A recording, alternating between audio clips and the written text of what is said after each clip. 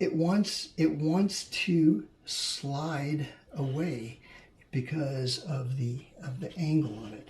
So I'm going to just make a little mark underneath here, right there, so that we know that we don't just put glue on the whole thing. We only put glue to where we want it.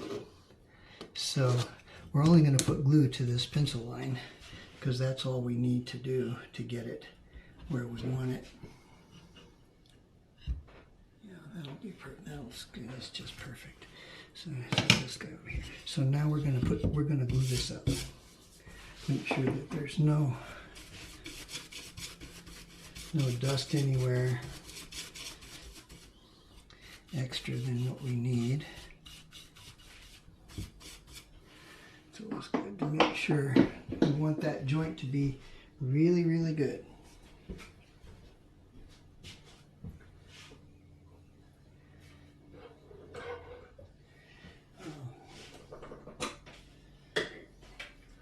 While we're discussing this, I want to mention about the glue. This is Hot Hide glue here, and I make it in a little crock pot that I have that I got at the thrift store for about $5, and I have a cooking thermometer that I put in there, and I have a little jar that I set inside there, and the little jar is sitting on top of a little mesh in there, and this jar has the Hot Hide glue in it, so it acts as a double boiler.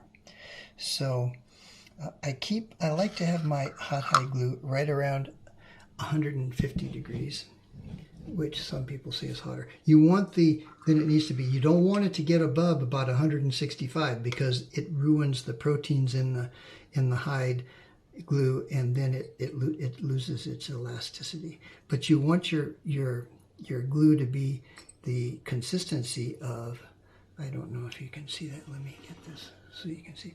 You want this glue to be the consistency of maple syrup.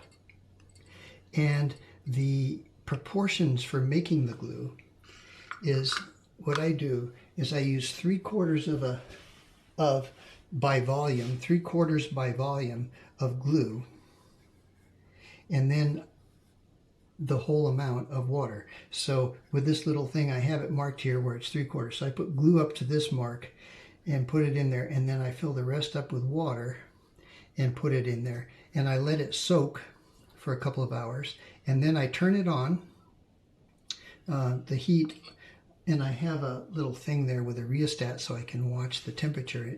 It's actually a dimmer switch for a light that I've hooked to an outlet that I can plug in so I can keep a constant temperature. And I get the temperature up to about 150 degrees, and then I turn it off and let it sit overnight. And then the next day I turn it up and bring it up to 150 degrees, and it's ready to use. So this glue right now is ready to go. And this is just a thermometer that I got at the cooking store to monitor the temperature of it. So, and this little lid on here is nice because it keeps the excess moisture from evaporating off your glue. A lot of people say the glue should be 145 degrees. I think that's fine as well. 145, 150. I do mine 150 just because I like the temperature to be a little bit more, gives me a little more working time. In the wintertime, if your wood's cold, it'll set up faster. So some people would place the pieces that they're going to work on by a heater or something to keep them warm so that they have a little bit more working time with the glue. But right now we're going to glue this up. So get a couple clamps ready.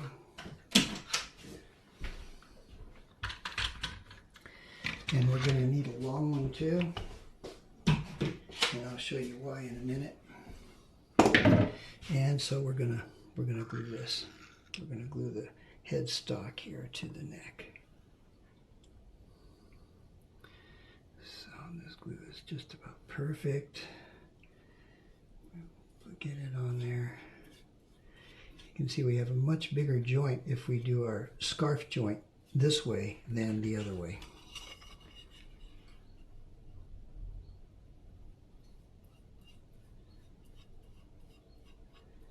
I usually like to glue on both surfaces, and I like to brush it to make sure that there aren't any little void areas or anything. So we'll set this on here, and you can see it's really sliding around, which is what it's going to do. And we'll put a clamp on here to hold that. These came out of the same piece, so I know that they're going to match. The green's going to match. The little our ebony's going to match in terms of the spine that we have in it. It's all going to be good. So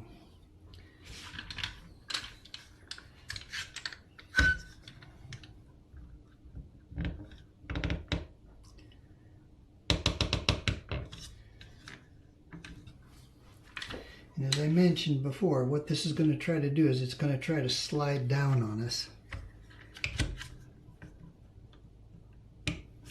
because of the, that's flush there. I'm going to cover this. So it's pretty hot, steaming hot, so we just don't want any issues with that. So that's right on where we want it. I'm going to check the other side to make sure that our spine is lined up, and it is. It's lined up. There we go. Okay. So I'm happy with that. So we'll put this in here. I like to hold on to things when I'm gluing them.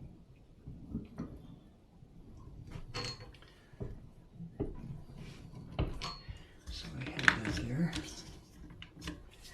Now, to keep that thing from sliding back, I'll put this clamp on this way.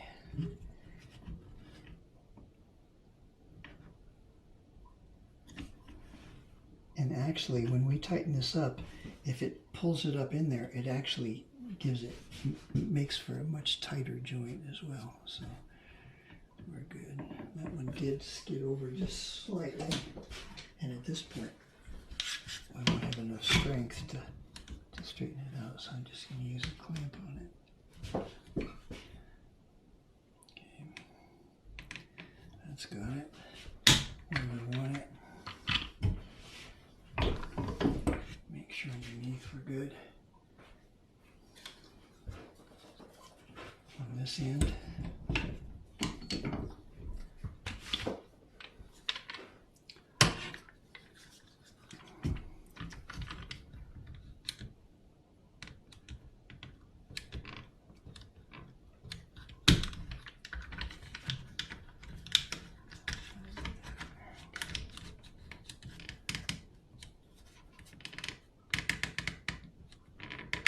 Not too much.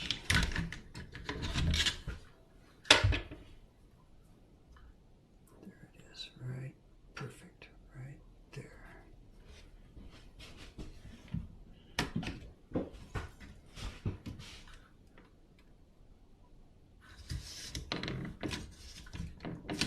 Okay, so that's all glued up, and we've got it right where we want it.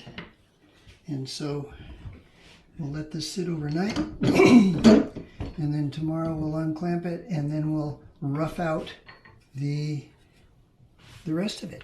Hope you enjoyed this. If you like this and it was useful to you to see how to do that scarf joint, subscribe to my channel and give it a like. It helps a lot. Thank you.